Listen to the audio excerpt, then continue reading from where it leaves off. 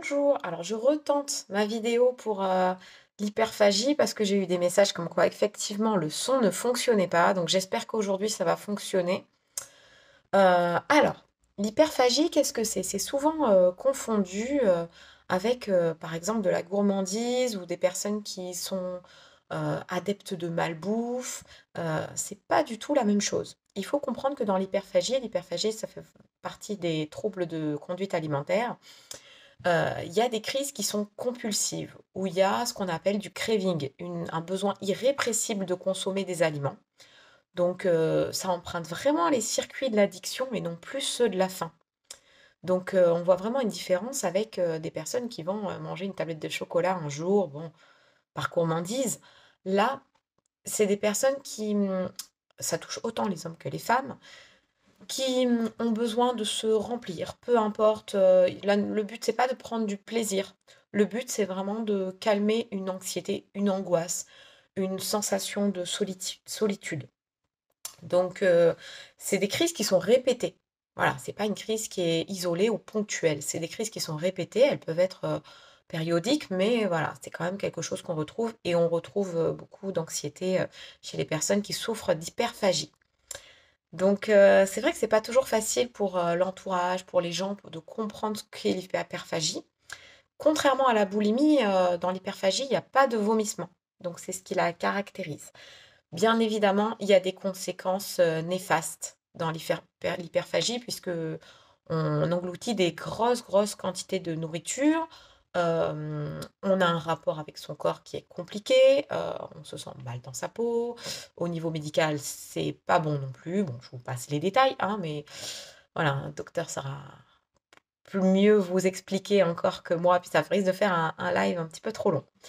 Donc comment la question c'est comment je travaille moi, avec des personnes qui viennent me voir, dans le cas de l'hyperphagie? Il faut savoir que très souvent, la personne n'a pas conscience que c'est une pathologie. Elle vient me voir pour perdre du poids. La personne est très anxieuse et du coup, c'est en discutant qu'on s'aperçoit que c'est des crises qui sont compulsives, qui viennent calmer une anxiété. Donc en collaboration avec un médecin, moi je travaille justement, heu, avec plusieurs outils. Déjà avec, l'hypnose, c'est un outil qui va beaucoup nous aider. La personne peut bien sûr avoir le choix de refuser, mais c'est une méthode douce pour, se reconnecter avec son corps. Parce que, très souvent, c'est des personnes qui ont essayé plein de régimes, qui ont essayé des méthodes un peu extrêmes et on a perdu cette connexion avec le corps. On a perdu aussi un rapport avec, la faim. On ne sait plus ce que c'est. Donc il va aussi falloir retrouver le plaisir de manger, un rapport sain avec la nourriture.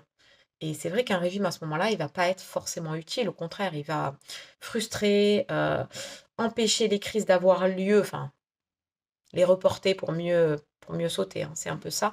Parce que, si on apporte de la frustration là où les crises, elles ont malgré tout un bénéfice secondaire, ces crises-là, puisque elles viennent calmer une anxiété. Si on ne trouve rien d'autre, sur le coup et qu'on enlève ces crises, la personne, elle va craquer. Donc, ça risque d'avoir un effet assez néfaste. Hem, il faut aussi, bien sûr, trouver la cause, pour laquelle il y a ces crises et sans entrer, dans une analyse profonde, mais heu, il faut travailler sur, changer la perception et l'hypnose aide très bien pour changer la perception qu'on a de cette cause, heu et on va aussi travailler avec la gestion des émotions, encore une fois et oui, la gestion des émotions qui est, si, importante et on va travailler également en systémie.